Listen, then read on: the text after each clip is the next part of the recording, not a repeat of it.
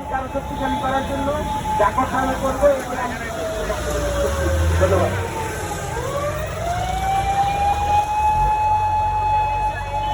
আমাদের সংক্ষিপ্ত বক্তব্য রাখবেন চতুর্থ থানা কমিটির সাংগঠনিক সম্পাদক, আমি সাংগঠনিক সম্পাদক তার মূল্যবান বক্তব্য রাখার জন্য বিশেষভাবে অনুরোধ করছি।